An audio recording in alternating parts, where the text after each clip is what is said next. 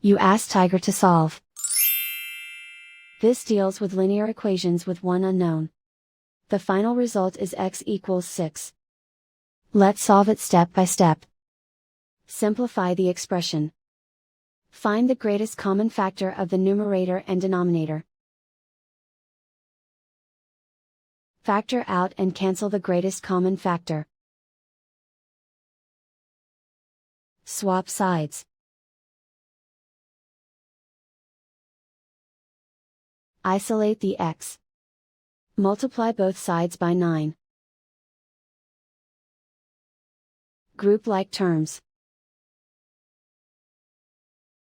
Multiply the coefficients.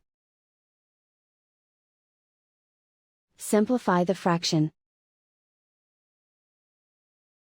Multiply the fractions. Simplify the arithmetic. And so the final result is x equals 6.